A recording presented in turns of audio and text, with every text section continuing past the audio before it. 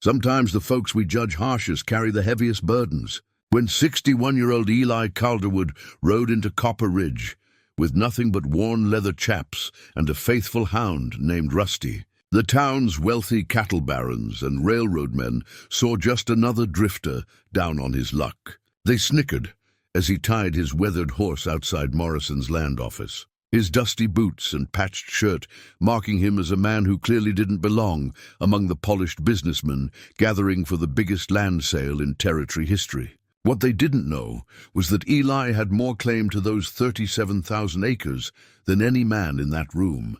30 years ago, he'd ridden away from his family's ranch after a bitter fight with his father, choosing exile over inheritance. But what brought him back to Copper Ridge? And why was he willing to stake everything against the richest men in 3 territories? Before we jump back in, tell us where you're tuning in from.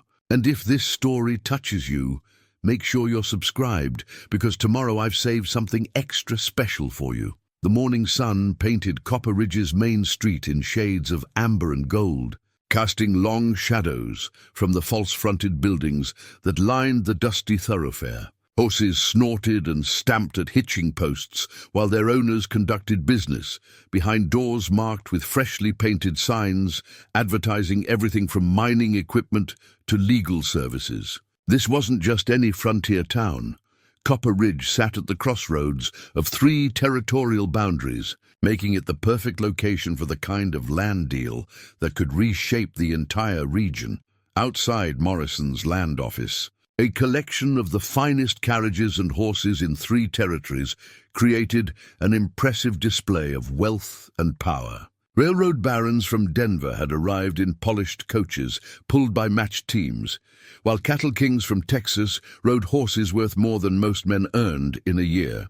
Eastern investors in tailored suits stood alongside territorial governors and federal land commissioners, all united by one common goal: acquiring pieces of the massive Calderwood ranch that was finally coming up for legal settlement. The land office itself had been cleared and expanded for the occasion, extra tables and chairs brought in to accommodate the dozens of men who'd traveled hundreds of miles for this opportunity. Maps covered every available wall, showing the 37,000 acres of prime Montana territory that had been in the Calderwood family since the original homestead grants of 1855. Rivers, mineral deposits, timber stands, and grazing lands were marked in precise detail, each feature representing potential fortune for the men who could afford to claim them.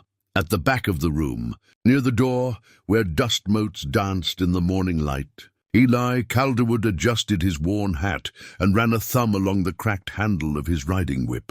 His chaps bore the honest wear of 30 years in the saddle. His spurs had walked through more mud than marble floors, and his shirt showed the careful mending that marked a man who valued what he owned. Beside him, Rusty, a blue heeler, with graying whiskers and intelligent eyes, sat, with the patience of a dog who'd learned to wait for whatever his master required. Eli's fingers found the small leather pouch in his vest pocket, revealing the hard edges of a daguerreotype he'd carried for 3 decades. The image showed a younger version of himself, maybe 10 years old, standing between his parents in front of the Calderwood ranch house that his great-grandfather had built with his own hands. His mother's hand rested protectively on his shoulder, while his father, stern and proud even then, gazed out at the land that stretched beyond the photographer's frame. Young Eli wore boots too big for his feet and held a puppy that might have been Rusty's ancestor, unaware that this moment of family unity would become one of his most treasured possessions. The photograph had been taken just months before consumption took his mother, before his father's grief hardened into something cold and unforgiving, before the arguments that would eventually drive Eli away from the only home he'd ever known. Now that daguerreotype was all he had left of the family they'd once been, a reminder of what he'd lost and what he'd sworn to protect when his mother made him promise on her deathbed to never let strangers destroy the land she loved. Gentlemen, if you'll take your seats, the voice belonged to Samuel Morrison, Territorial Land Commissioner and a man whose word carried weight from the Canadian border to the Colorado line. His silver beard and authoritative bearing commanded respect from men accustomed to getting their way through force or money.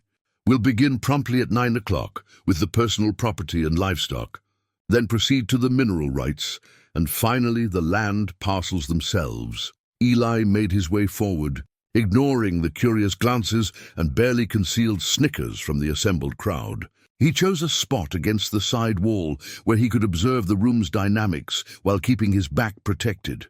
Old habits from years of riding country where trust was earned rather than assumed. Rusty settled beside him, ears alert to the subtle tensions that only animals seem to notice in rooms full of powerful men with competing agendas. "Excuse me, friend." A man in an expensive Eastern suit approached, his manner suggesting someone accustomed to moving lesser people out of his way. "I believe the seating area for observers is outside. This section is for registered buyers only." Eli looked up with eyes the color of winter sky, calm and measuring. He reached into his jacket and produced a folded paper, bearing the territorial seal and a bank draft. From First National Bank of Denver, documents that made the man's condescending smile falter noticeably. "Reckon this spot suits me just fine," Eli said quietly. The man studied the paperwork, his expression shifting as he recognized the substantial financial backing the documents represented. With a muttered apology, he retreated, but Eli noticed him conferring with other well-dressed men, pointing in his direction with obvious concern. 3 chairs away, Marcus Thornfield adjusted his gold watch chain and reviewed a leather portfolio filled with geological surveys and railroad maps. The Denver businessman had built his empire by recognizing opportunity where others saw obstacles, and the Calderwood estate represented exactly the kind of chance that came along once in a lifetime. 37,000 acres, sitting directly in the path of the proposed Northern Pacific Railroad extension, with geological surveys suggesting significant mineral deposits beneath the surface. The environmental protections that old Jonathan Calderwood had fought to maintain would disappear the moment the land left family hands, opening the door to mining and development operations that could fund small armies. "Marcus, you look like a cat who's spotted cream." The voice belonged to Victoria Sterling, daughter of a railroad fortune, and a woman who collected properties the way some people collected books. She settled beside him with practiced grace, her expensive traveling dress and jeweled brooch marking her as serious money in a room full of serious players. "Some opportunities are worth any investment," Thornfield replied, nodding toward the maps that showed planned railroad routes cutting directly through the Calderwood Range.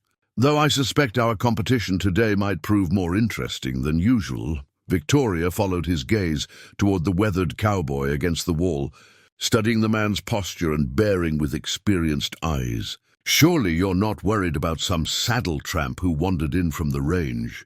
"This is big money's game, Marcus. Always has been." But Thornfield had survived 30 years of business warfare by never underestimating opponents, regardless of their appearance. Something about the cowboy's stillness, the way he observed everything while revealing nothing, suggested depths that didn't match his simple appearance. In Thornfield's experience, the most dangerous competitors were often those everyone else dismissed. The room continued filling as the clock approached 9.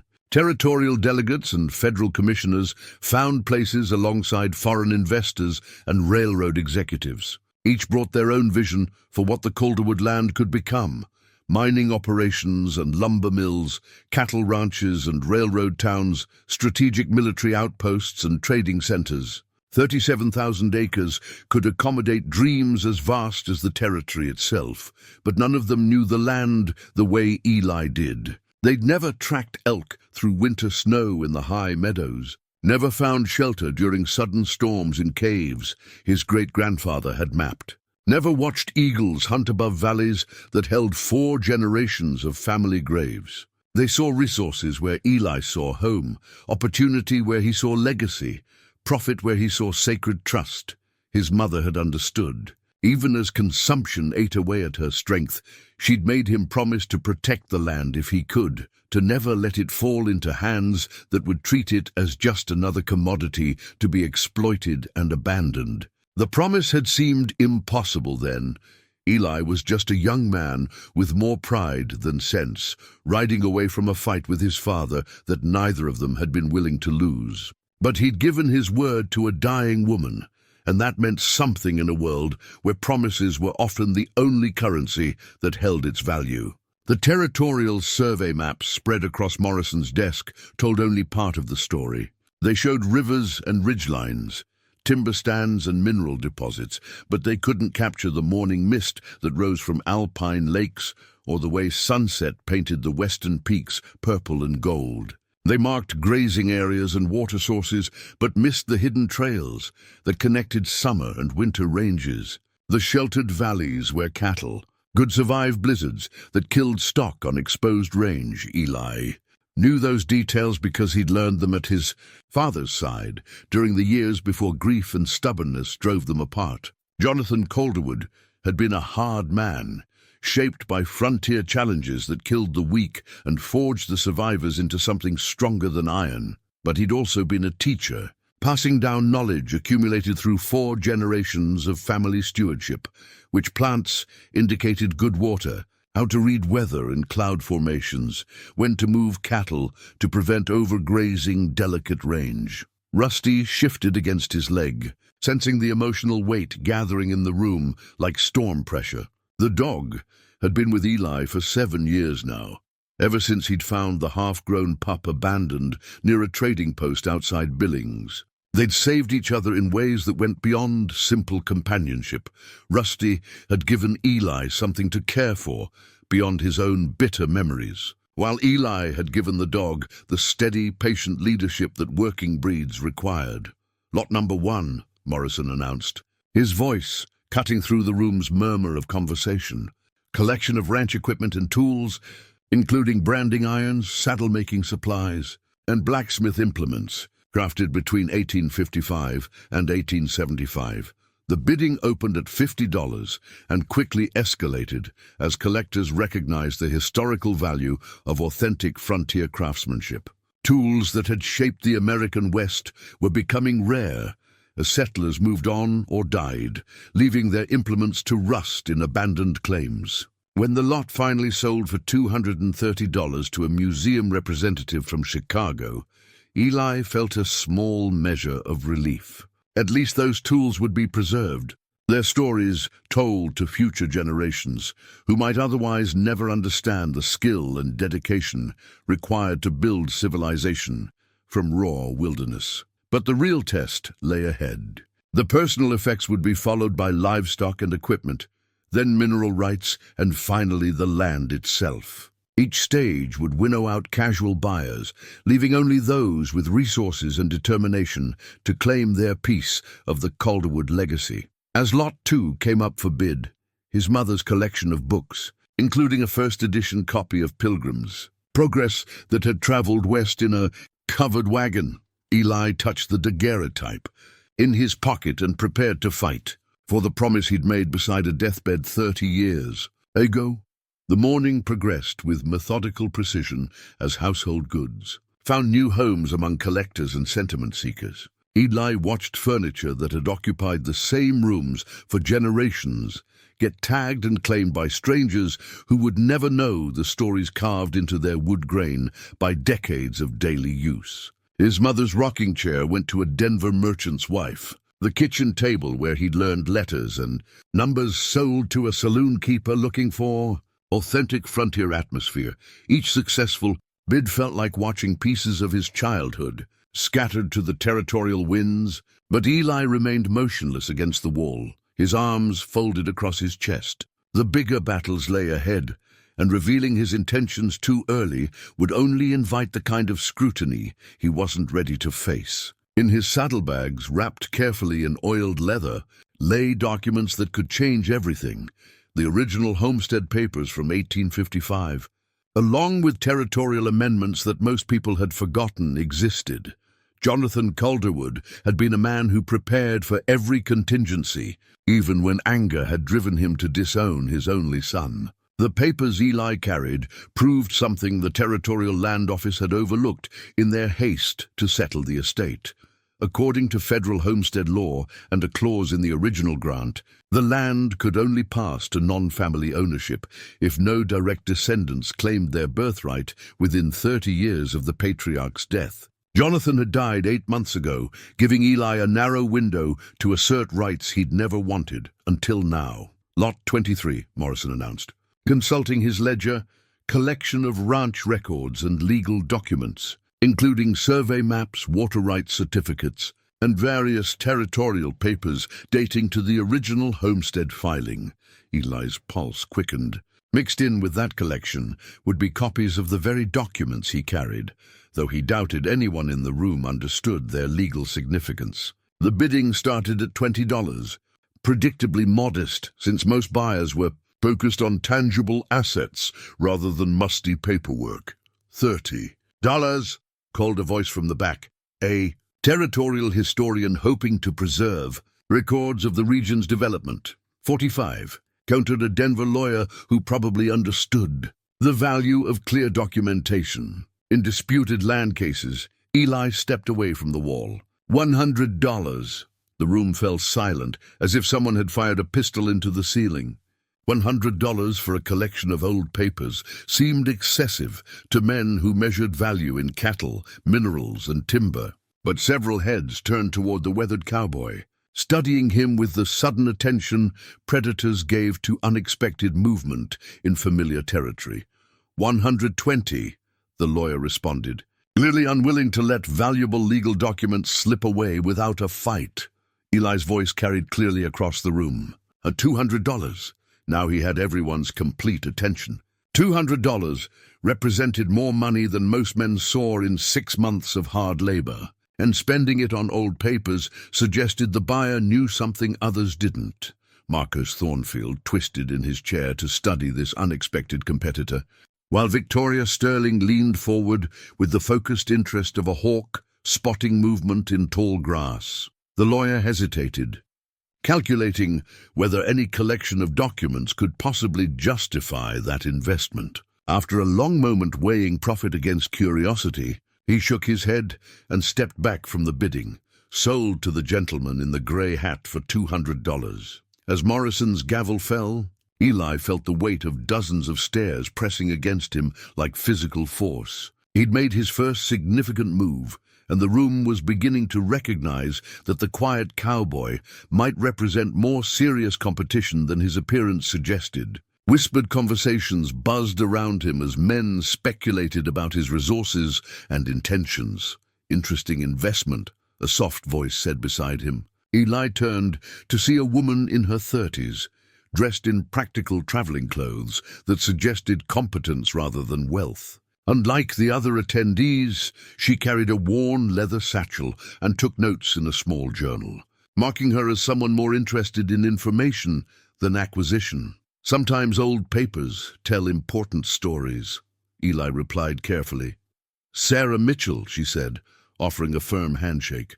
"I represent several territorial preservation groups concerned about maintaining public access to traditional hunting and fishing areas." Eli studied her face, noting the genuine concern behind intelligent eyes. "Eli McCall, and you're right to be worried about access. Are you a historian, Mr. McCall? Your bid suggests you understand the value of proper documentation." Before Eli could answer, the next lot was announced, a collection of his grandfather's personal effects that included the old man's prized Colt revolver and hand-tooled gun belt. The bidding started energetically among collectors who appreciated fine leatherwork and historical firearms. But as the price climbed past $100, most participants dropped away. Only 3 bidders remained active: a museum representative from St. Louis, a wealthy rancher from Colorado, and Eli at $150. The Colorado man shook his head, leaving only Eli facing the institutional buyer who clearly had deep pockets for preserving Western artifacts. $200, Eli called, his voice steady despite the emotional weight of watching his grandfathers. Most personal possessions fight for survival. In a room full of strangers, the museum representative consulted frantically with an associate, clearly approaching his authorization limits. After tense deliberation, he raised his hand. 225. Eli closed his eyes briefly, seeing his grandfather teaching a boy to shoot straight and handle firearms with respect. Lessons delivered in the patient voice of a man who understood that survival often depended on skill with weapons. Some things were worth any price to keep in family hands, even if that family was scattered to the winds.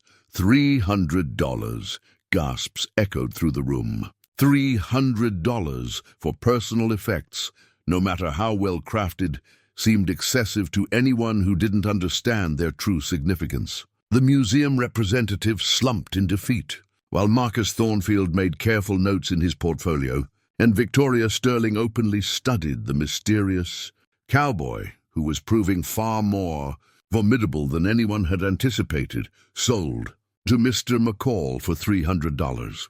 As Morrison's gavel fell, Eli felt satisfaction at preserving at least one piece of family heritage, but also the burden of increased scrutiny. Every bid from this point forward would be watched, analyzed, and probably investigated by men with resources to dig into backgrounds and motivations. "Mr. McCall," Sarah Mitchell said quietly, "I don't know who you are or why you're here, but your bids suggest you care about this land's history. When the real parcels come up for sale, the men in this room have resources that could buy entire territories. Individual buyers can't compete with railroad money or mining consortiums." Eli studied her earnest face, recognizing genuine concern rather than the calculating ambition that characterized most attendees. A preservation advocate fighting to maintain public access was exactly the kind of ally his mother would have approved of. But trust was a luxury he couldn't afford until he understood all the players in this high-stakes game. "I appreciate your concern, but I suspect we all have our own reasons for being here today." Sarah nodded, respecting his caution. "Fair enough. But remember that some battles require cooperation rather than competition." The morning session continued with smaller lots, tools, household goods, books, and personal items that had filled the Calderwood ranch house for 4 generations. Each successful bid by strangers felt like watching his heritage get dismantled piece by piece, but Eli forced himself to remain patient. He'd already revealed more than intended, and every dollar spent now was one less available for the fights that truly mattered. At noon, Morrison called for a lunch break before the afternoon session would begin, with livestock and major equipment. As the room emptied, Eli remained in place, studying faces and trying to read the strategies behind expensive suits and polished manners. Thornfield was clearly focused on mineral rights, while Victoria Sterling seemed interested in parcels suitable for railroad development. Other buyers clustered around specific opportunities based on their individual specializations, but none of them understood what the land itself represented, not just as resources to be extracted, but as living legacy that had shaped 4 generations of the family who'd protected it. They saw profit where Eli saw responsibility, opportunity where he saw sacred trust passed down through bloodline and promise. Outside the land office windows, storm clouds were building over the territorial mountains, promising an afternoon tempest that would match the conflict brewing inside the cramped room where Montana's future was being decided by men with more money than wisdom. The afternoon session began with an atmosphere charged by the morning's unexpected developments. Word had spread during the lunch break about the mysterious Cowboy who'd outbid serious collectors, and Eli found himself the subject of curious glances and whispered speculation. He'd used the break to water his horse and walk Rusty around the settlement's outskirts, both of them needing fresh air and distance from the land office's suffocating tension. Now, as Morrison prepared to present the livestock and equipment lots, Eli's fingers found the small wooden cross in his vest pocket. His grandfather had carved it from mountain cedar during the harsh winter of 1863, working by candlelight while snow piled shoulder-deep around the cabin walls. 3 generations of Calderwood men had carried that cross. First his grandfather, then his father, and finally Eli himself. Even after he'd fled from everything else his family represented, the cross wasn't valuable by territorial standards. Just a piece of wood shaped by patient hands into a symbol of faith and endurance. But it represented something these wealthy buyers could never purchase: the spiritual bond between family and land that transcended mere legal ownership. His grandfather had carved it during the hardest winter in ranch history, when they'd lost half their cattle to wolves and weather, nearly lost the land itself to predators, yet somehow survived through determination and trust in Providence. Lot 35, Morrison announced. Prize bull, 5 years old, proven breeder, branded with the Calderwood mark. The livestock portion attracted working ranchers who understood breeding value, alongside wealthy hobbyists who collected expensive animals like trophies. Eli recognized the bull, Thunder, a massive longhorn with distinctive white markings he'd helped deliver as a calf before leaving the ranch. The animal represented not just quality, bloodlines, but the culmination of decades of careful selection aimed at producing cattle perfectly adapted to Montana's demanding conditions. The bidding started at $75, climbing steadily as experienced cattlemen recognized Thunder's superior conformation. But when the price reached $150, most participants dropped away, leaving only Eli and a cattle baron from Texas who probably planned to ship the bull south for his own breeding program. $200, Eli called, his voice carrying across the room with quiet authority. The Texan hesitated, calculating shipping costs against genetic value. At $200, he'd have little profit margin, especially considering the challenges of moving such a valuable animal across territorial boundaries. After weighing options, he shook his head reluctantly. Sold to Mr. McCall for $200. Several men around the room were taking detailed notes now, tracking Eli's purchases and trying to identify patterns in his bidding strategy. Marcus Thornfield had dispatched an associate to make discreet inquiries about the mysterious buyer, while Victoria Sterling watched with the focused attention of someone reassessing potential competition. But it was Sarah Mitchell's reaction that most interested Eli. The preservation advocate was studying his choices with analytical eyes, clearly beginning to piece together connections that others missed. His bids weren't random or emotional. They followed logic that suggested intimate knowledge of the estate's true value beyond simple monetary measures. "You know these animals personally," Sarah observed quietly as the next lot was announced. "This isn't collecting, it's reclaiming." Eli met her gaze without responding directly, but his silence confirmed her growing suspicions. She settled back in her chair, processing this new information while continuing to monitor his careful evaluation of each offering. The equipment sales brought larger crowds and bigger money. Wagons, plows, and specialized ranching tools drew bids from commercial operations looking to expand their capabilities. Eli remained mostly quiet through these lots, recognizing that machinery was replaceable while the land itself was irreplaceable. But when Lot 47 appeared, a collection of his grandfather's hand-forged tools, including branding irons, horseshoes, and leatherworking implements, Eli straightened with renewed attention. These weren't just tools, but artifacts of ranch history, each piece shaped by specific needs of Calderwood cattle and conditions. "Bidding starts at $40, Morrison announced. Eli waited, observing who else recognized the collection's historical significance. A museum representative raised his hand, followed by several antique dealers who understood that authentic frontier craftsmanship commanded premium prices in Eastern markets. At $75, casual bidders dropped away, leaving serious collectors to compete for pieces that had helped shape the American West.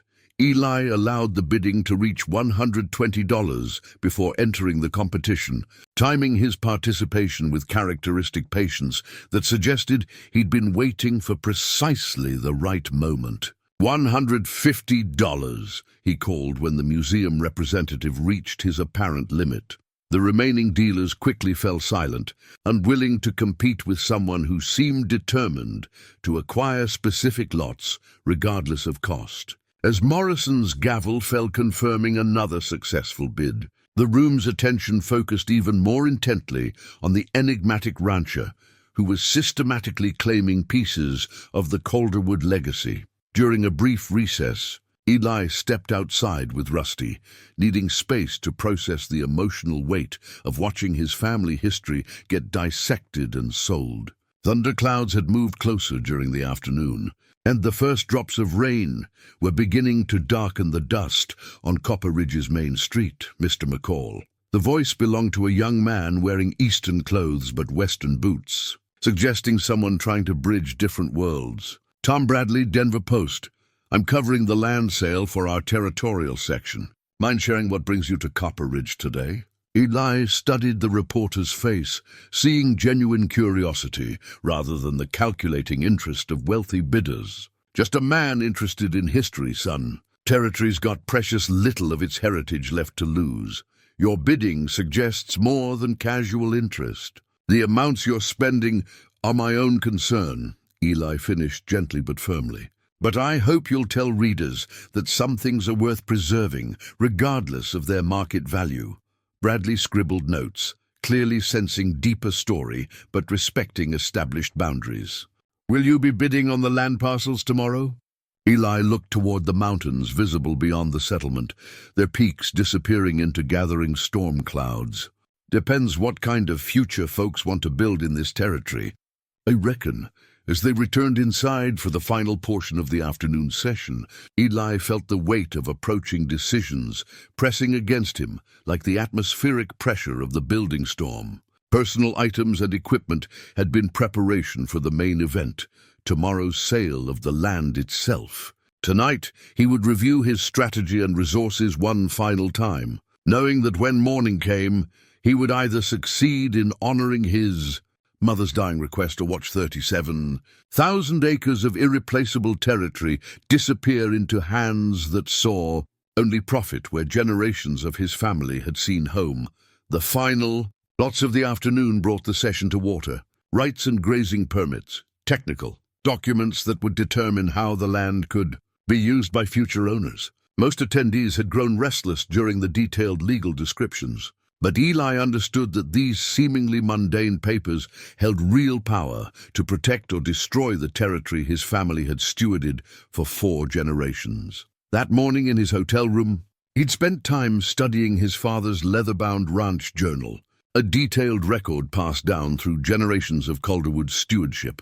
The journal documented everything from seasonal wildlife migrations to optimal cattle rotation patterns that prevented overuse of delicate grasslands. His great-grandfather had started it in 1855. His grandfather had added weather observations that helped predict harsh winters, and his father had contributed ecological notes that territorial surveyors would have envied.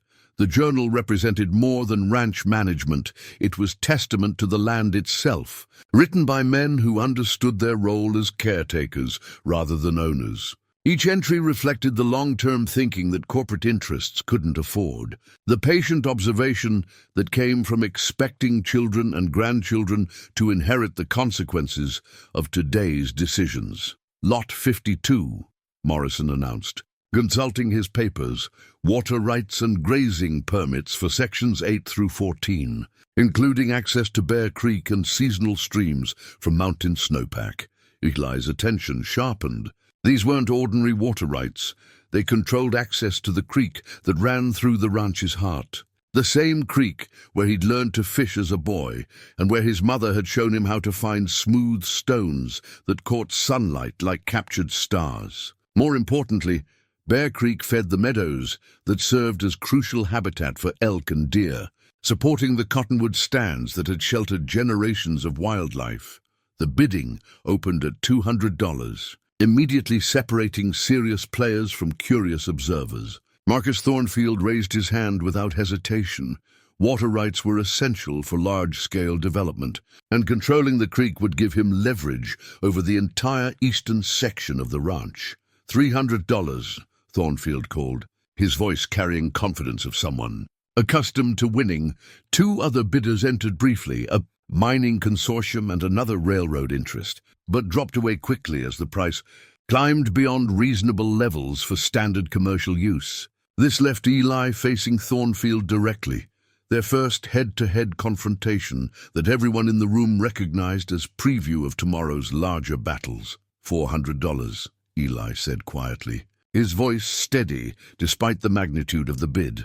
Thornfield turned to study his unexpected opponent, looking past the weathered exterior to recognize something that gave him pause. In 20 years of territorial business, he'd learned to identify dangerous competitors, and something about the cowboy's calm certainty suggested depths that warranted serious attention. $500, Thornfield responded, testing Eli's resolve and resources. $700. The response came without hesitation, as if Eli had already calculated exactly how far he was prepared to go.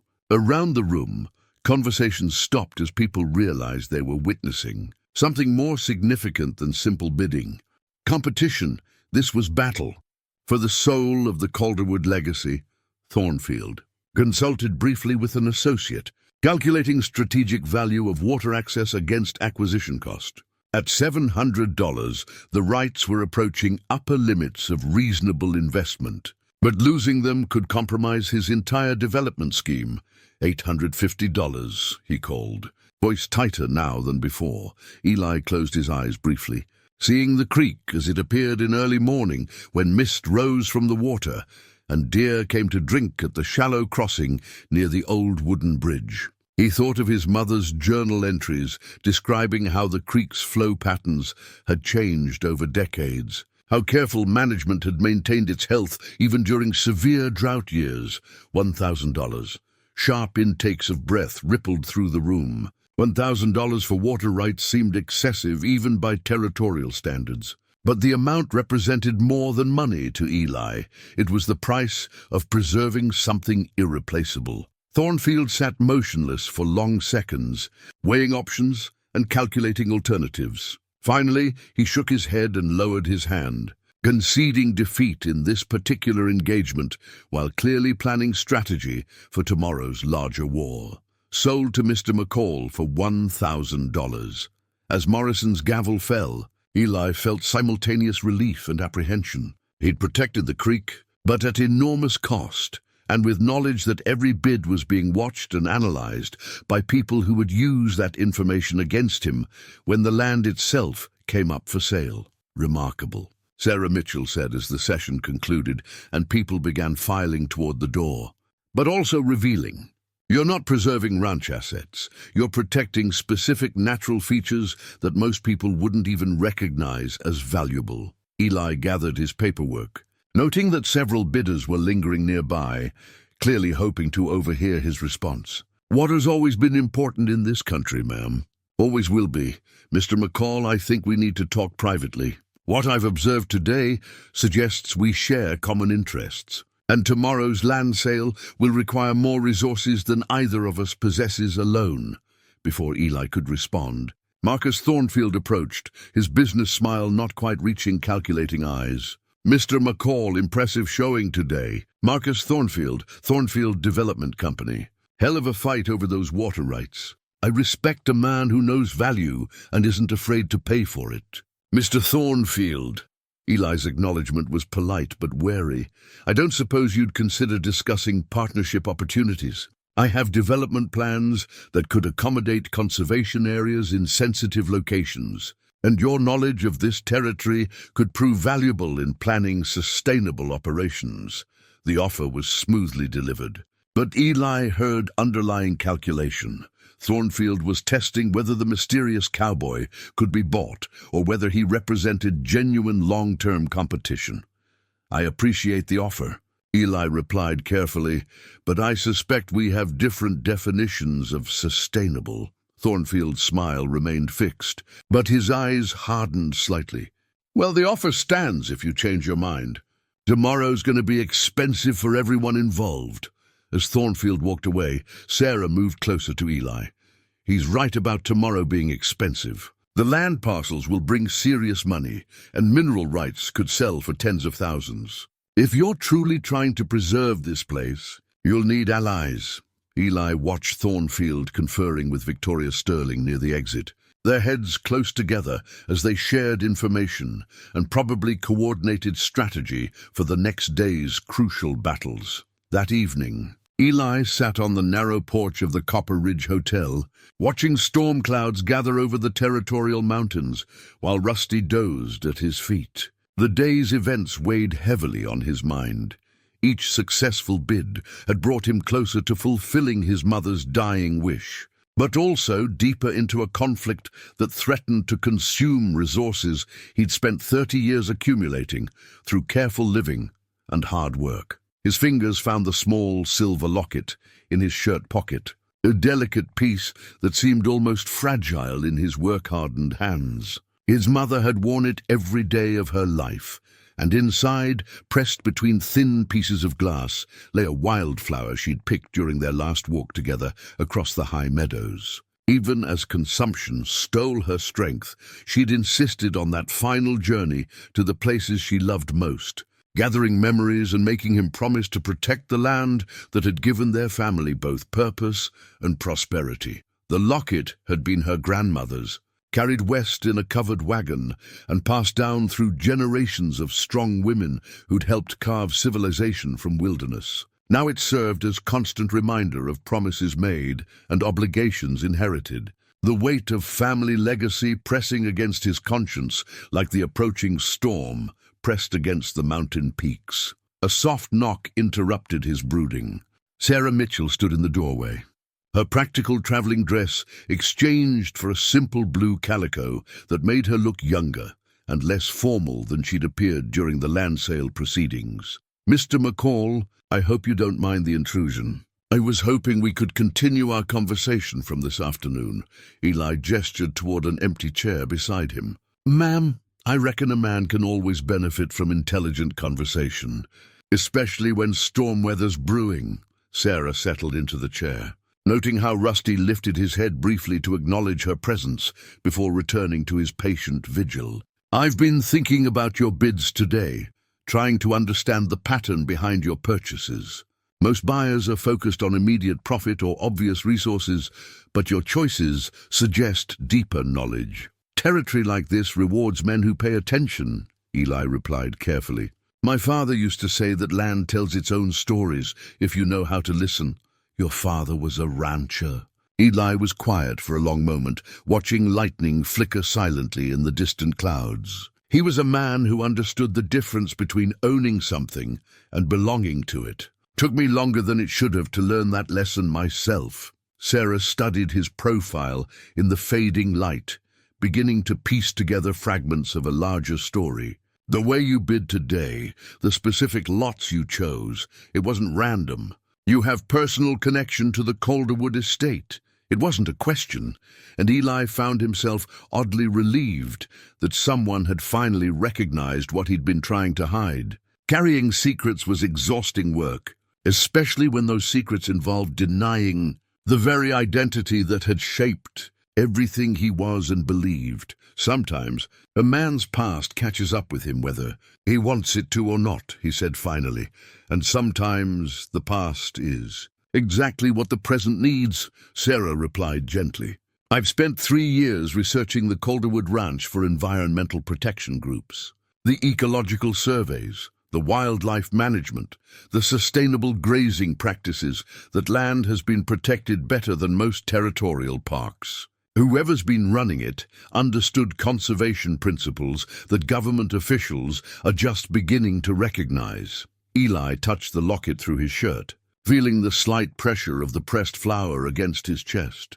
His mother had taught him those principles during long rides across the ranch, showing him how to read the health of grasslands, how to identify which areas needed rest, how to manage cattle movement to prevent erosion near stream banks. She'd learned from his grandfather, who'd learned from bitter experience during the territory's early years when overgrazing had destroyed entire watersheds. "Conservation's not complicated," he said. "It just requires thinking beyond next season's profit." Exactly. But tomorrow, when the land parcels go up for sale, conservation won't matter to most bidders. Thornfield wants those mineral rights, and he'll strip mine every acre if it increases his profits. Victoria Sterling sees railroad development and town sites. The mining consortium thinks only about extracting ore and timber. None of them care what happens to the land after they've taken what they want. Thunder rumbled closer now, and the first drops of rain began spattering the hotel porch's wooden boards. Eli found himself thinking about his father, wondering if the old man had ever sat in this same spot, watching storms approach while weighing decisions that would affect generations yet unborn. "Mr. McCall, I'm going to ask you directly," Sarah said, her voice carrying new urgency as the storm moved closer. "Are you planning to bid on the land parcels tomorrow?" Eli was quiet for so long that she began to wonder if he'd heard the question. When he finally spoke, his voice carried the weight of 30 years' accumulated regret and determination. "Ma'am, I made a promise to someone I loved more than my own pride. Tomorrow I intend to keep that promise, regardless of what it costs me. Then you'll need help. I've been authorized to spend up to $15,000 on behalf of 3 preservation groups. It's not enough to compete with railroad money or mining interests, but combined with your resources, 15,000. Eli let out a low whistle. "That's serious money for conservation work. It represents everything these groups have raised over 5 years of campaigning. They're willing to risk it all because they understand what's at stake. Once that land passes to commercial interests, it'll never recover from what they'll do to it." Eli studied Sarah's earnest face, recognizing the same passionate commitment to land stewardship that had driven his mother's efforts to protect the ranch. An alliance with conservation groups made strategic sense, but it also meant revealing his identity and accepting help he'd spent 3 decades proving he didn't need. "Miss Mitchell, I appreciate what you and your groups are trying to accomplish, but this is something I need to handle in my own way." Sarah nodded, disappointed but not surprised. "I understand, but remember that tomorrow you'll be facing men with virtually unlimited resources. Pride's a luxury that can become expensive when the stakes are this high." As if summoned by her words, the storm broke with sudden violence, sending sheets of rain across the porch and driving them both inside.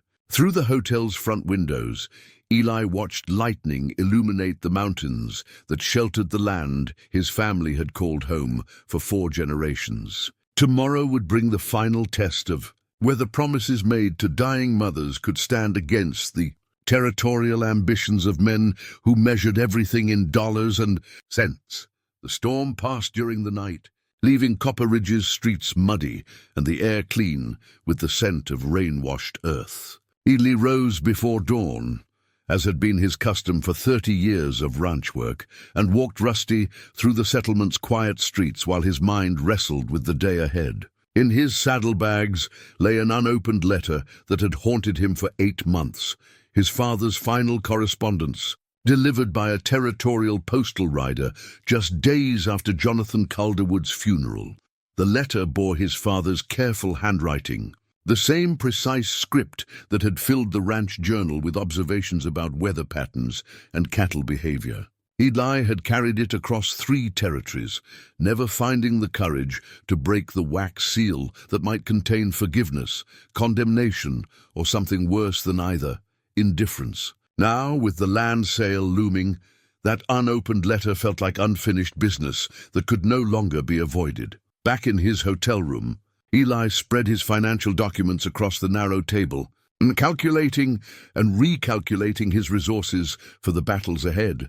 30 years of careful living had accumulated more money than most men saw in a lifetime, but the sums involved in territorial land deals could dwarf individual fortunes. The railroad companies and mining consortiums commanded resources that territorial governors envied, backed by Eastern investors who viewed Western land as just another commodity to be acquired and exploited, the morning session would begin with smaller land parcels, sections, suitable for individual homesteads or modest commercial operations. These lots would establish bidding patterns and reveal strategies before the afternoon's main event, the mineral rights and major parcels that represented the real prize.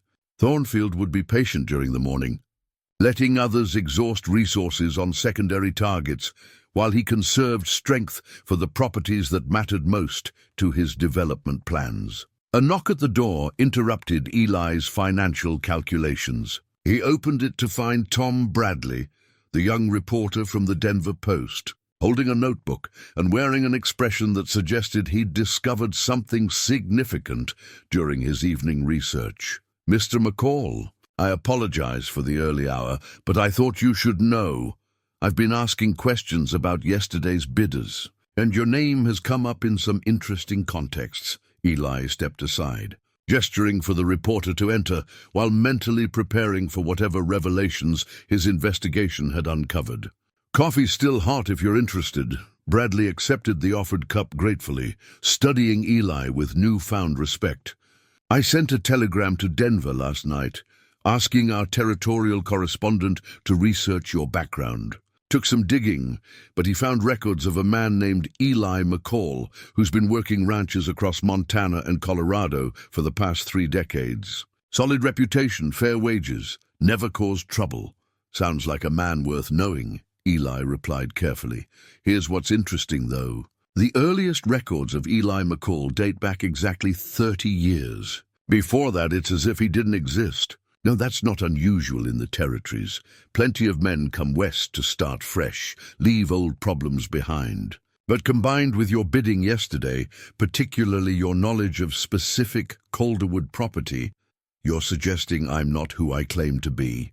Bradley set down his coffee cup, leaning forward with the intensity of a reporter sensing a major story.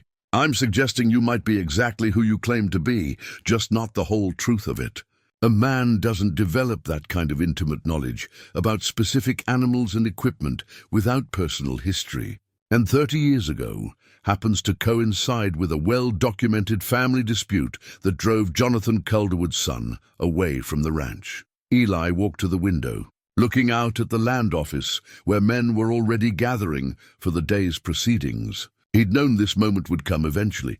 The past had a way of demanding recognition, regardless of how carefully one tried to bury it. "Suppose you're right," he said, without turning around. "What would a reporter do with such information?"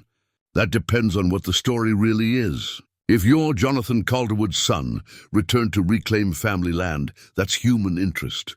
If you're here to prevent environmental destruction, that's conservation news. If you're planning to outbid corporate interests using inherited resources, that's territorial politics.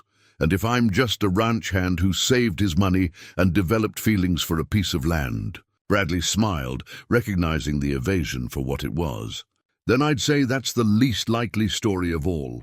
But I'd respect a man's right to tell it."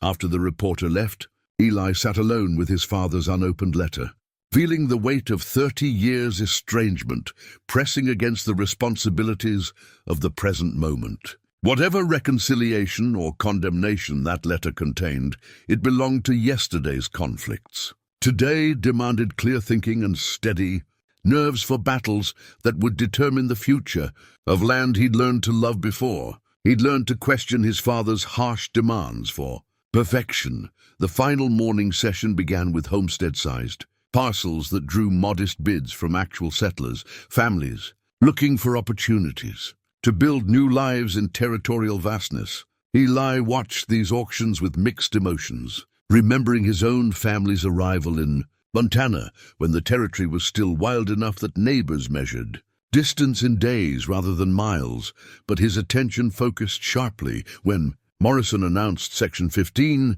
the parcel that included the ranch house where Eli had been born, the barn his grandfather had raised with help from neighboring homesteaders, and the small family cemetery where 4 generations of Calderwoods rested beneath simple wooden markers.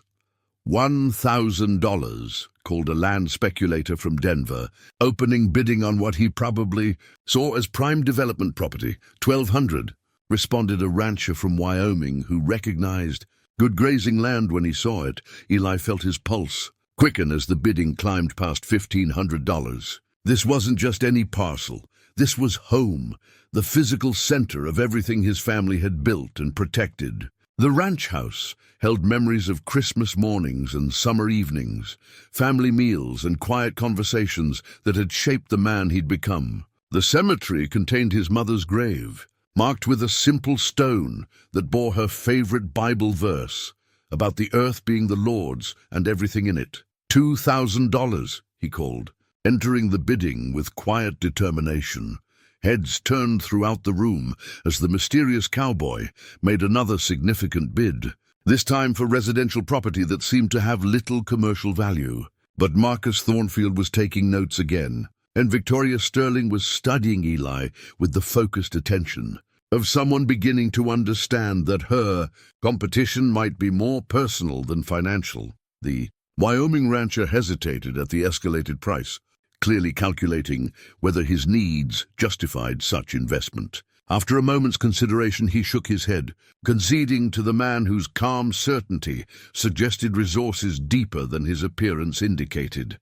Sold to Mr. McCall for $2,000. As the gavel fell, Eli felt the satisfaction of protecting the physical heart of his family's legacy, but he also felt the growing weight of scrutiny from bidders who were beginning to recognize that his interest in Calderwood property went far beyond casual investment. Tomorrow's major parcels would bring the real confrontations, and his carefully maintained anonymity was becoming increasingly difficult to preserve.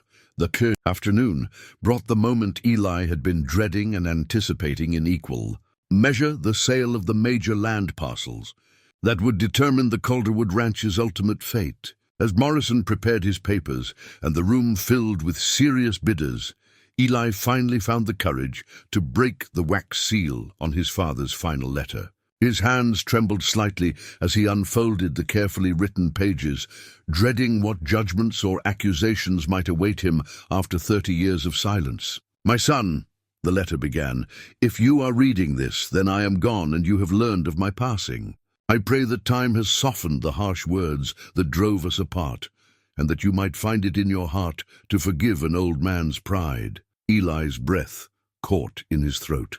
This wasn't the cold dismissal or bitter recrimination he'd expected, but something far more dangerous to his carefully constructed defenses, genuine regret, and what might actually be love. "The fault was mine.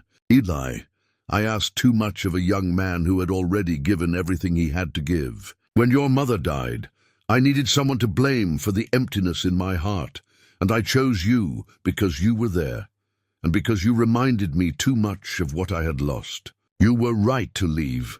I was destroying both of us with my inability to grieve properly." The letter continued for 3 pages, detailing regrets and apologies that came 30 years too late for the healing they might once have provided. But it was the final paragraph that made Eli's hands shake with something beyond emotion. "Have enclosed documents that prove what you probably never knew. The original homestead grant contains a clause requiring family approval for any sale of the mineral rights. This was your great-grandfather's insurance against future exploitation of the land. As my only heir, you have legal authority to block any sale of subsurface rights, regardless of what territorial officials might claim. Use this knowledge wisely, son. Protect what we built together, even if I was too stubborn to tell you how proud I was of the man you became."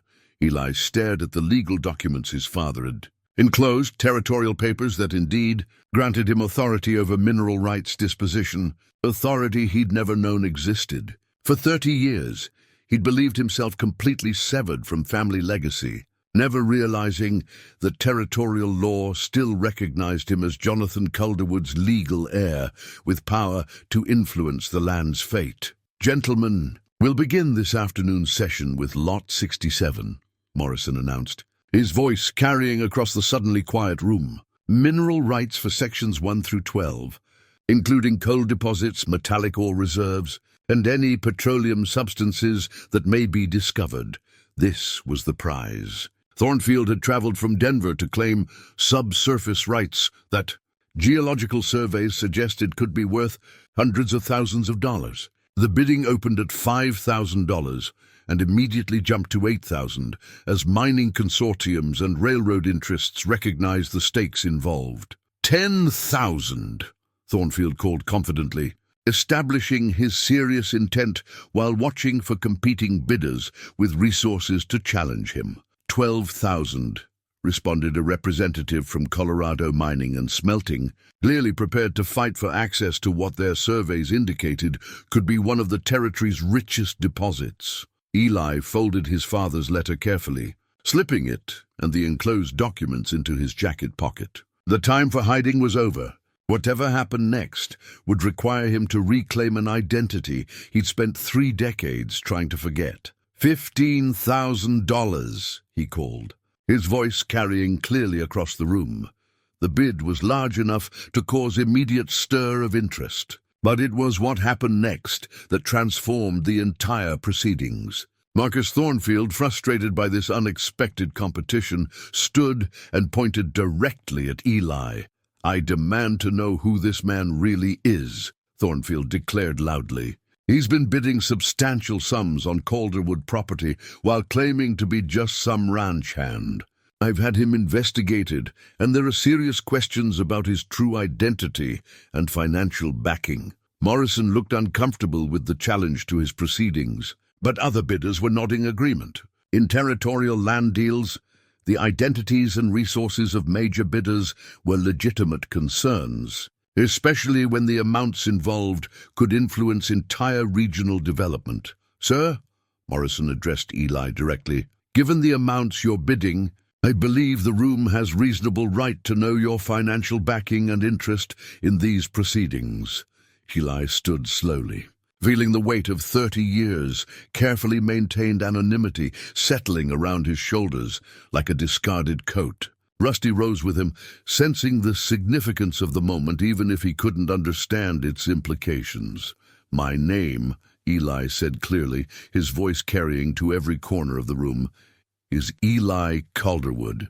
Jonathan Calderwood was my father, and this land has been in my family for 4 generations. Gasps and exclamations erupted throughout the room as people processed this revelation.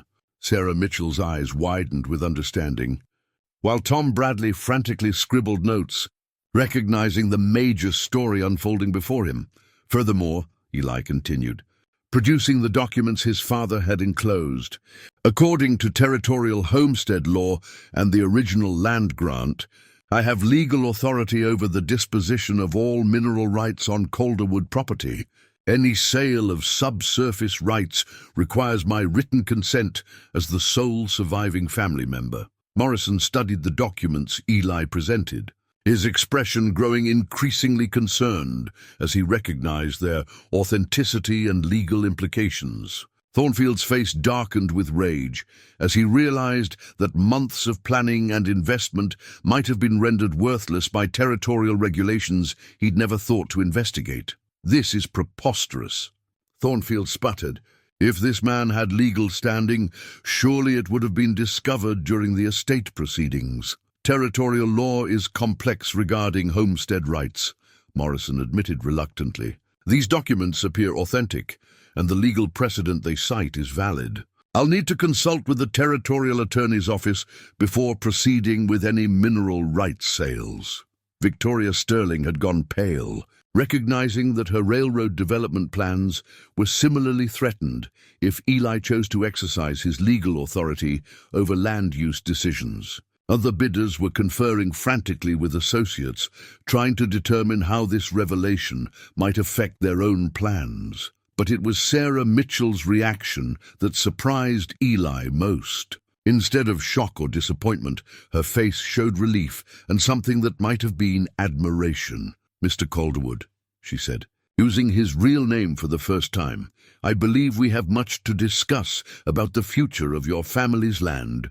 Eli nodded, feeling simultaneously lighter and heavier than he had in 30 years. Lighter because the burden of false identity was finally lifted. Heavier because he now faced the full weight of family legacy and the responsibility to make decisions that would affect not just his own future, but the future of 37,000 acres of irreplaceable territory.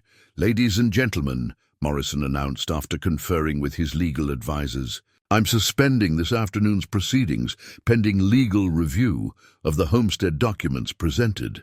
We'll reconvene tomorrow morning once territorial authorities have ruled on the validity of these claims." As the room erupted in angry conversations and frantic planning sessions, Eli walked outside into the afternoon sunlight, Rusty beside him and his father's letter secure in his pocket.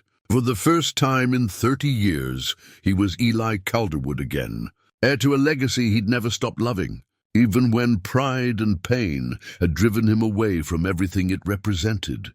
That evening, Eli sat in the territorial attorney's office while legal experts pored over the homestead documents his father had preserved for 3 decades. The silver compass in his vest pocket had belonged to his grandfather, used during the original survey of Calderwood land when the territory was still wild enough that getting lost could mean death.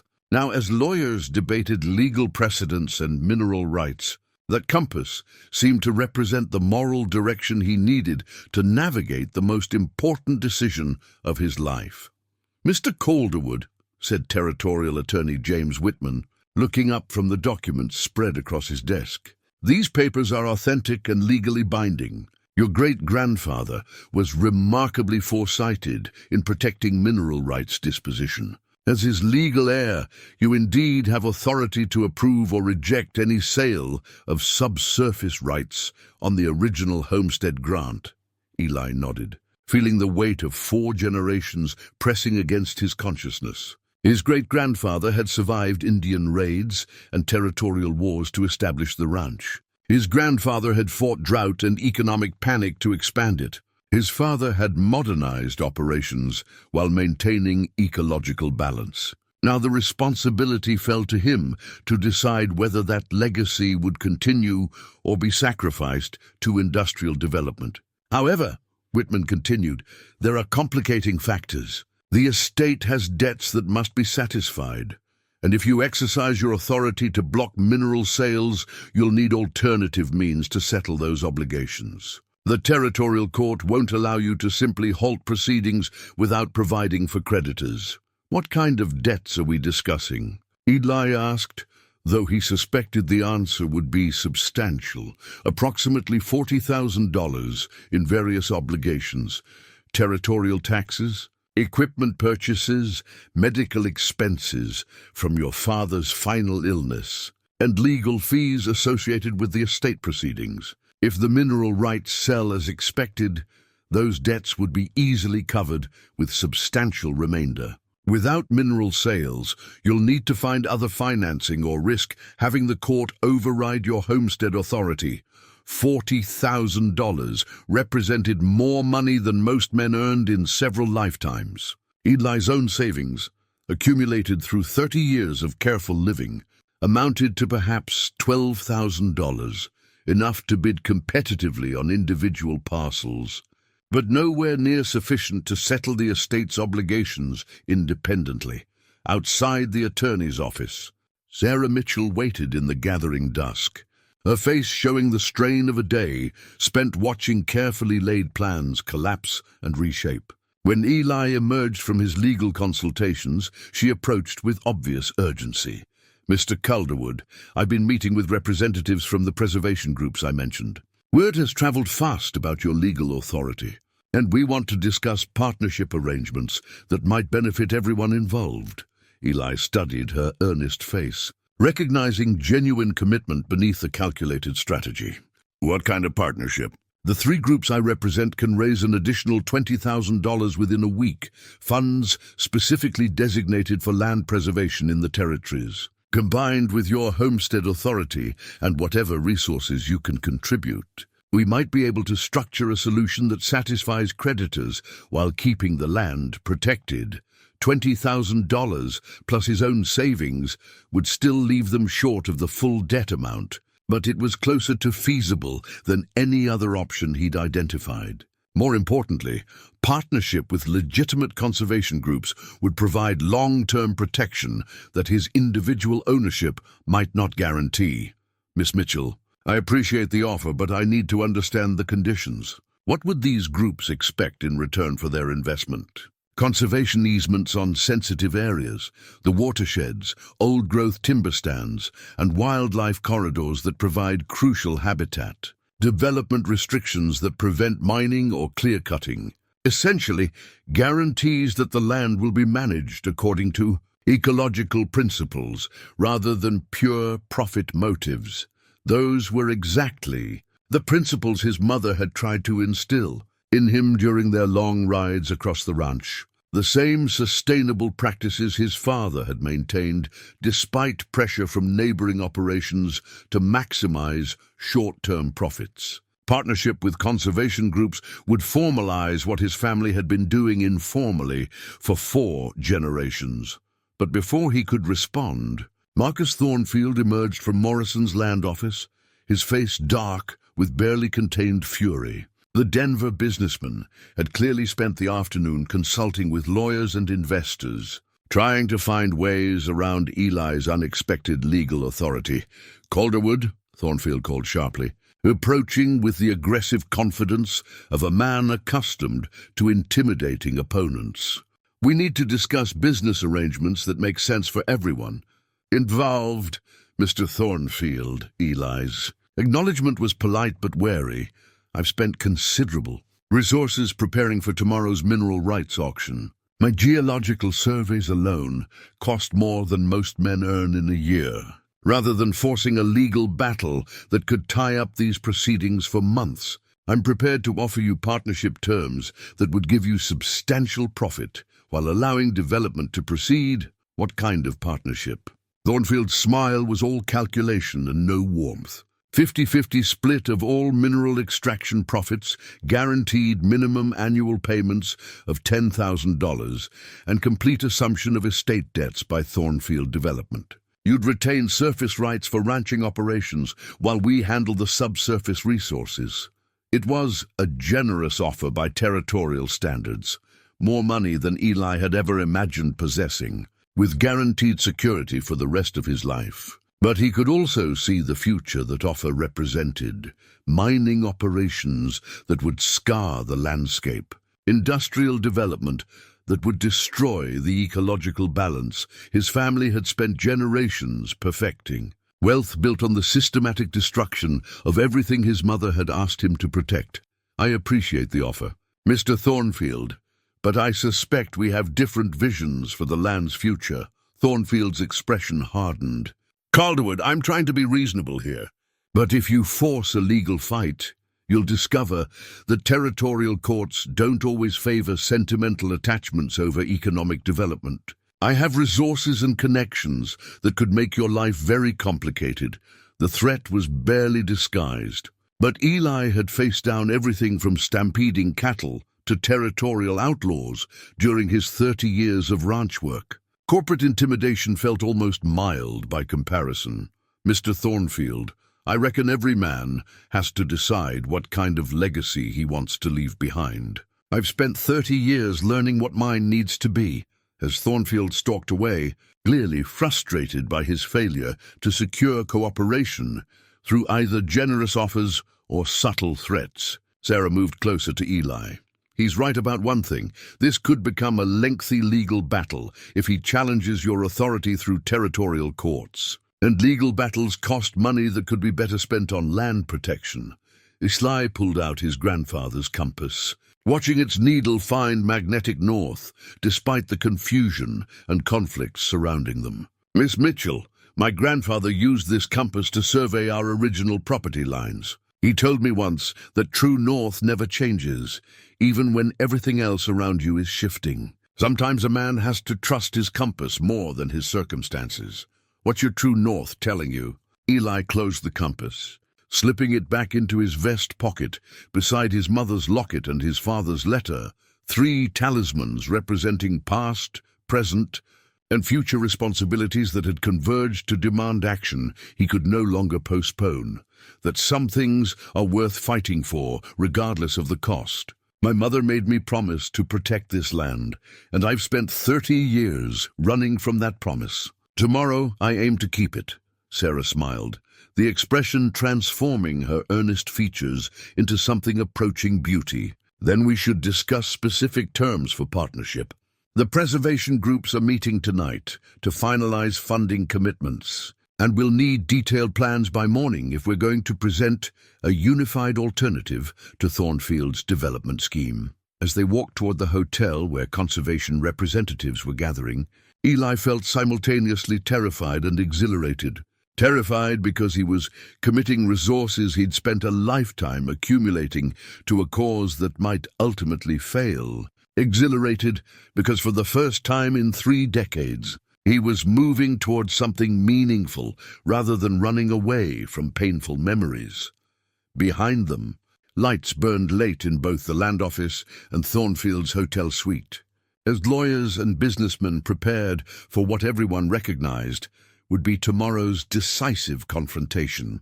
The storm that had passed the previous night had been nothing compared to the tempest that would break when morning brought the final battle for the soul of the Calderwood legacy. In his vest pocket, his grandfather's compass pointed steadily north, toward the mountains that sheltered the land 4 generations of his family had called home. Dawn broke clear and cold over Copper Ridge, as the most important land proceeding in territorial history prepared to resume. Outside Morrison's land office, a crowd had gathered that included not just bidders and speculators, but townspeople who understood that the day's decisions would shape their region's future for generations to come. Word had spread overnight about Eli's true identity and legal authority, transforming what had been a simple estate sale into a battle between industrial development and land preservation. Eli stood before the small mirror in his hotel room, holding the heavy iron cattle brand that bore the Calderwood mark, a simple C enclosed by a circle, symbolizing the continuity that had connected 4 generations of his family to the same land. His father had pressed this brand into his hands during a rare moment of tenderness when Eli was 12, explaining that someday the responsibility for protecting the Calderwood legacy would pass to him. A brand is more than just a mark of ownership, his father had said that day. It's a promise that you'll care for what bears your name, that you'll defend it against anyone who'd do it harm. Now, 30 years after he'd fled from that responsibility, Eli was finally ready to honor both the brand and the promise it represented. In the lobby, Sarah Mitchell waited with representatives from the 3 conservation groups that had pledged their resources to prevent industrial development of the ranch. They'd worked through the night to structure legal agreements that would satisfy estate creditors while establishing permanent protections for sensitive ecological areas. Their faces showed the strain of the all-night negotiations, but also the determination of people who understood they were fighting for something irreplaceable. "Mr. Calderwood," Sarah said as he approached, "we have the partnership documents ready. $25,000 from combined conservation funds, structured as a loan against future sustainable timber harvesting and conservation tourism. Combined with your resources, it should be sufficient to settle estate obligations while keeping the land protected." Eli reviewed the carefully drafted agreements, noting provisions that would establish watershed protections, wildlife corridors, and sustainable use guidelines that formalized the conservation practices his family had followed informally for generations. It was exactly the kind of long-term stewardship his mother had envisioned. Backed by legal structures that would survive individual ownership changes, these terms are acceptable, he said, signing the documents with steady hands despite the magnitude of the commitment he was making. "Let's go preserve some land." Morrison's land office was packed beyond capacity when they entered, with additional crowds spilling onto the boardwalk outside.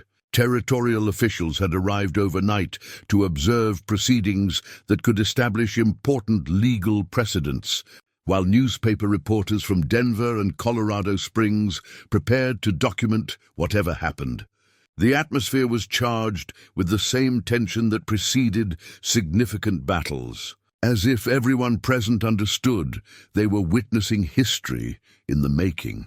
Marcus Thornfield had claimed a prominent position near the front, surrounded by lawyers and investors who'd traveled from Denver to support his development schemes. His face showed the controlled anger of a man who'd invested heavily in plans that were now threatened by unexpected legal complications. Victoria Sterling sat nearby, her railroad interests similarly jeopardized by Eli's authority over land use decisions. "Gentlemen and ladies," Morrison announced, his voice carrying unusual formality given the circumstances.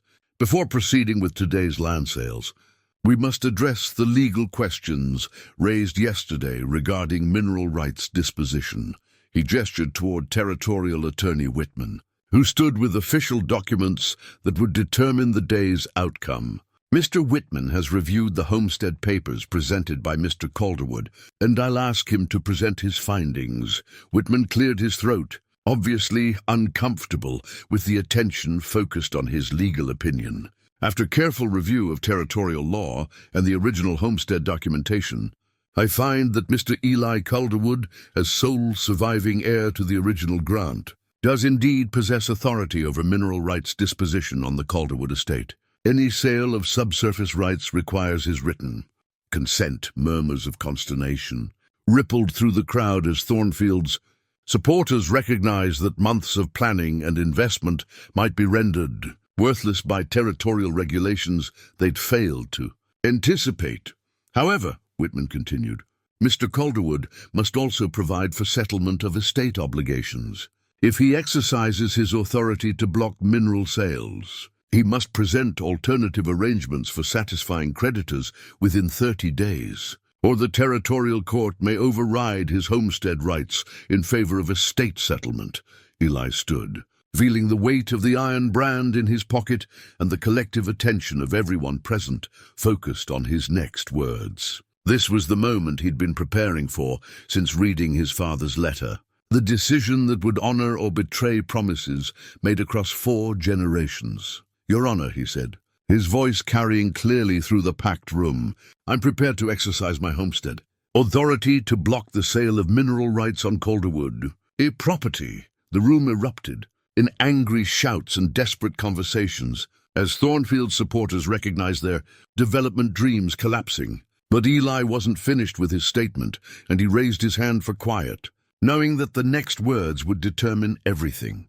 "Furthermore," he continued, his voice steady despite the emotional weight of the moment, "I'm prepared to present alternative arrangements for estate settlement that satisfy all creditor obligations, while preserving the land's ecological integrity." He reached into his jacket and produced the partnership agreements he'd signed that morning, holding them up for official inspection. These documents represent binding commitments from 3 territorial conservation groups, providing $25,000 in funding for estate settlement, combined with my personal resources to cover remaining obligations. Territorial Attorney Whitman studied the documents carefully while the room waited in tense silence. After long minutes of review, he nodded slowly. "These agreements appear legally sound and financially adequate to satisfy estate debts. The conservation partnerships are legitimate organizations with established funding sources." Thornfield leaped to his feet, his face flushed with fury. "This is preposterous. You can't allow sentimental nonsense to override legitimate business development. That land contains mineral resources worth hundreds of thousands of dollars to territorial economic growth." "Mr. Thornfield," Morrison replied firmly, "territorial law is clear regarding homestead rights. If Mr. Calderwood can satisfy estate obligations through alternative means, his authority over mineral rights disposition stands. Then I challenge the validity of these so-called conservation partnerships. How do we know these groups actually have the resources they claim?" This could be an elaborate fraud designed to manipulate territorial proceedings. Sarah Mitchell stood, her voice cutting through Thornfield's bluster with quiet authority. Mr. Thornfield, our organizations have provided complete financial documentation to territorial authorities. Bank drafts, certified deposits, and legal commitments from established conservation funds. Everything is legitimate and legally binding, but Thornfield wasn't finished. Recognizing that direct legal challenge had failed, he switched to a different strategy, one that revealed the true nature of his character and intentions. "Very well," he said, his voice dropping to something approaching a snarl. "If you want to play legal games, Calderwood, let's discuss the reality of your situation. I have business relationships throughout this territory, with banks, with territorial officials, with shipping companies and suppliers. Cross me on this deal, and you'll find it very difficult to operate any kind of ranch in Montana. Accidents happen to livestock, credit becomes unavailable, supplies get delayed or lost. Territorial life can be dangerous for people who don't understand business cooperation." The threat was delivered with barely concealed menace, but it accomplished something Thornfield hadn't intended. It revealed his true nature to everyone present. The room fell silent as people recognized they were witnessing corporate intimidation that crossed lines of legal and ethical behavior. Eli felt his mother's wedding ring in his vest pocket, the simple gold band she'd worn through decades of partnership with his father, through childbirth and loss, through the hard years of building something meaningful from raw land and endless labor. He thought of her final words to him. The promise she'd extracted as consumption took her strength. "Promise me you'll protect the land, Eli, not for profit or pride, but because it's sacred trust passed down through generations." "Mr. Thornfield," Eli said quietly, his voice carrying the calm authority that came from finally accepting who he was meant to be. "I've spent 30 years learning the difference between threats and promises. My family has been making and keeping promises about this land for 4 generations. Today, I'm keeping the most important promise of all." He turned to address Morrison and the territorial officials. "I formally exercise my homestead authority to block all mineral rights sales on Calderwood property. I present these partnership agreements as financial guarantee for estate settlement, and I commit to maintaining the land according to conservation principles that preserve its ecological integrity for future generations." Morrison consulted with Attorney Whitman one final time before making his official ruling. "Based on territorial homestead law and adequate provision for estate obligations, I find Mr. Calderwood's exercise of mineral rights authority to be legal and binding. All subsurface rights sales are hereby suspended indefinitely." The gavel fell with finality that echoed through the packed room like thunder. Thornfield's supporters erupted in angry protests, but their legal challenges had been exhausted. The Calderwood Ranch would remain protected from industrial development, its streams and forests and grasslands preserved under stewardship principles that honored 4 generations of family commitment. Sarah Mitchell approached Eli with tears in her eyes, her hand extended for a handshake that represented far more than simple congratulation. "Mr. Calderwood, you've just protected one of the most ecologically important properties in the territories. Future generations will thank you for what you've accomplished today." Eli shook her hand, feeling simultaneously exhausted and exhilarated. For the first time in 30 years, he'd acted according to his deepest convictions rather than running from painful memories. The promise to his mother was finally kept, the family legacy preserved, the sacred trust maintained for whatever future held. Outside Morrison's land office, storm clouds were building over the territorial mountains, but Eli no longer feared the storms ahead. He was Eli Calderwood again, heir to a legacy worth any sacrifice to protect. 3 months later, Eli sat on the front porch of the Calderwood ranch house as autumn painted the Montana mountains in shades of gold and scarlet. In his lap lay the leather-bound ranch journal that had documented 4 generations of family stewardship, its pages yellowed with age, but its purpose as vital as ever. Today, he would add his own entry to the continuing record, formally resuming the tradition that had been interrupted by 30 years of exile and pride. October 15th, 1875. He wrote in careful script, "Today marks 3 months since the territorial land proceedings that restored Calderwood Ranch to family stewardship.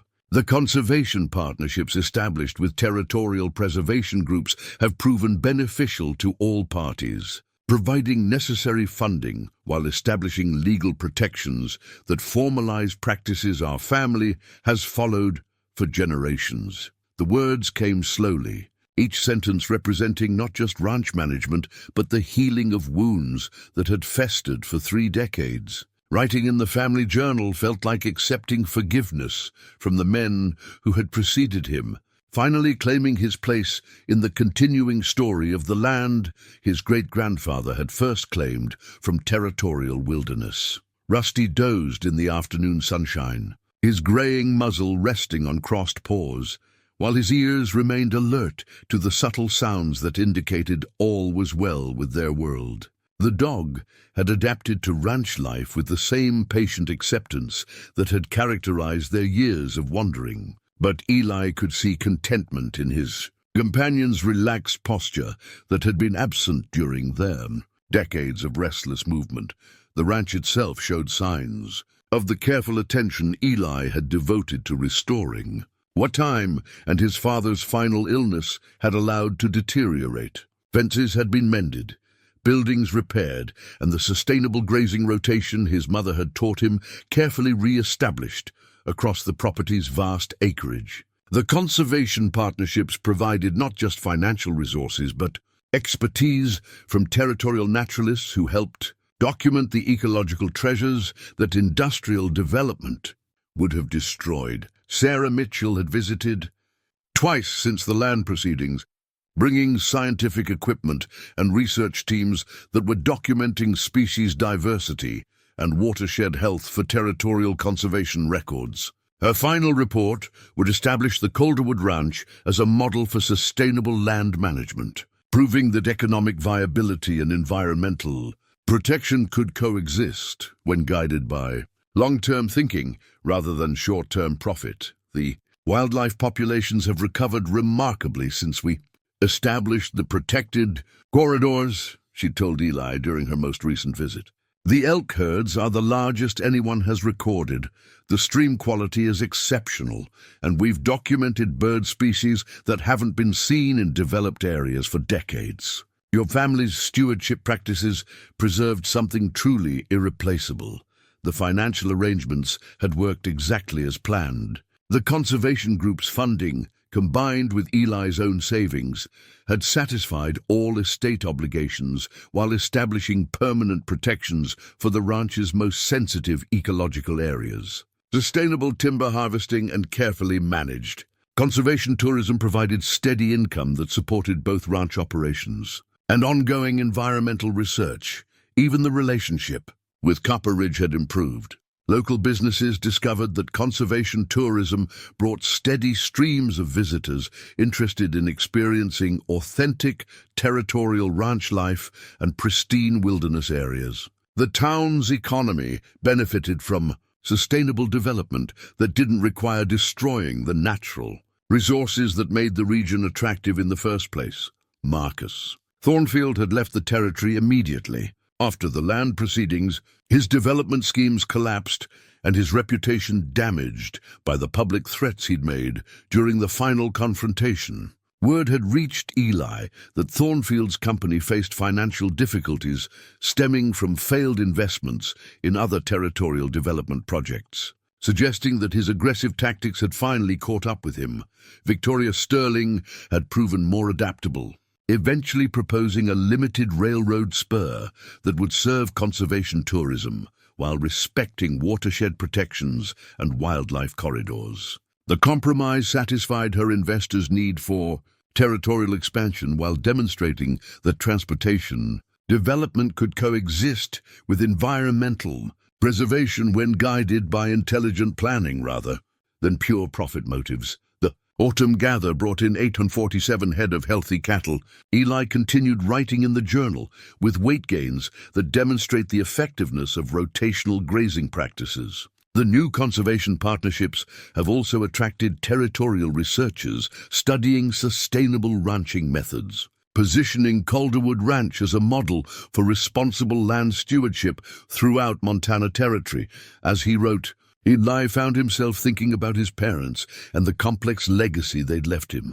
His mother's gentle wisdom about working with the land rather than against it had proven prophetic, while his father's stern dedication to excellence had provided the discipline necessary to maintain operations through challenging times. Even their bitter conflicts had served a purpose, teaching him that some principles were worth any sacrifice to preserve. The sound of approaching hoofbeats interrupted his reflections. Tom Bradley, the young reporter from the Denver Post, rode up the familiar trail with the easy seat that marked him as someone who'd spent considerable time in territorial saddle since covering the land proceedings. "Mr. Calderwood," Bradley called, dismounting near the porch. "I hope you don't mind the unannounced visit. I'm finishing my follow-up story about the conservation partnerships, and I wanted to get your perspective on how everything has worked out. Always welcome." "Tom," Eli replied, closing the ranch journal and gesturing toward an empty chair. "Coffee's still hot if you're interested." As they settled into comfortable conversation about the ranch's progress and the territory's changing attitudes toward conservation, Eli felt the deep satisfaction that came from living according to his truest convictions. The boy who'd fled from family responsibility had become a man willing to risk everything to honor promises that transcended individual desires. The mountains that sheltered the Calderwood Ranch caught the setting sun's light, their peaks glowing with the same golden radiance that had inspired his mother's love for this land. Tomorrow would bring new challenges and opportunities, but tonight, Eli Calderwood was exactly where he belonged, home at last. Steward of a legacy worth preserving for generations yet unborn. In the distance, a hawk circled high above the protected meadows, where 4 generations of his family had learned that the land's true wealth lay not in what could be taken from it, but in what could be given back through patient, loving care.